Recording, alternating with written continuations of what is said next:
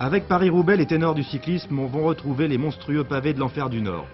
L'an dernier encore, on avait l'habitude d'affirmer que Paris-Roubaix commençait véritablement ici, à Wallers-Arenberg, dans cette horrible tranchée préhistorique. Une impitoyable et gigantesque bataille s'engageait sur ces énormes pavés qui broyaient en quelques minutes hommes et matériel.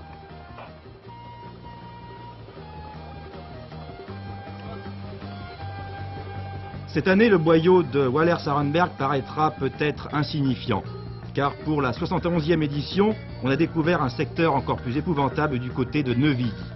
Neuvilly, un petit village du Nord comme les autres, mais une route, un chemin, une sente à faire frémir. S'il pleut, personne ne passera. Roger Pinjon, l'ancien vainqueur du Tour de France, a voulu se rendre compte pour éviter d'en rêver.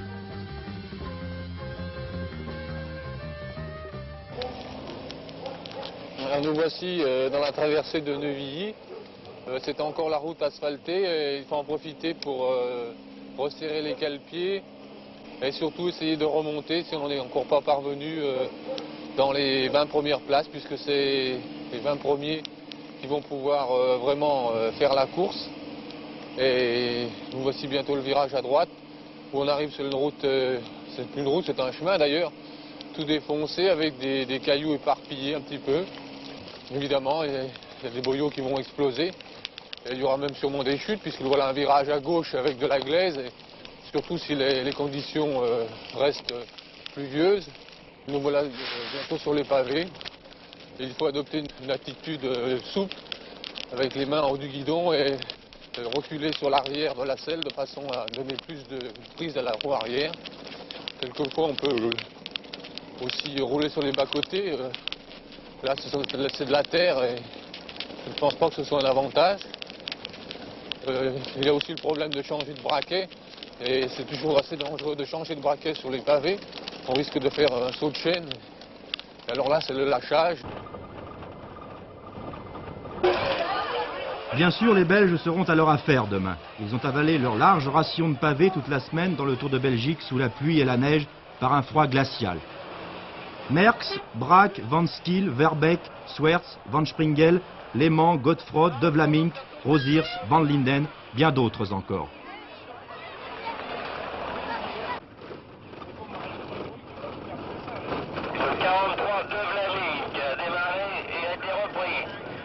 Comment la victoire pourrait-elle échapper à ces hommes qui ont accepté pendant 5 jours de subir les pires souffrances sur les routes de leur pays?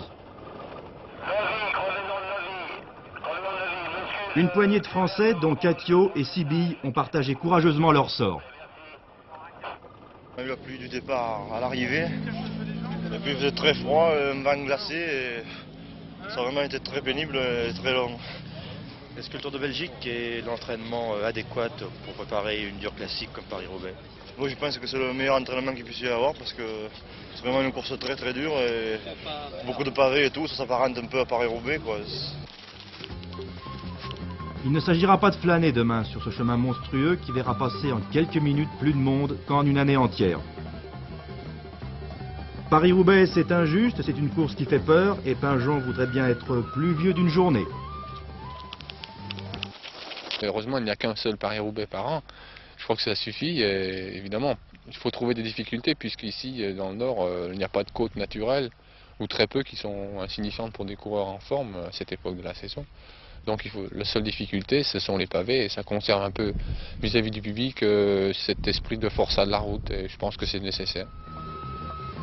Ils seront 152 forçats comme Pinjon demain au départ de la plus monstrueuse course cycliste du monde. Mais comme l'a exprimé un jour Antoine Blondin, dans Paris-Roubaix, le haut du pavé se retrouve toujours sur le pavé du haut.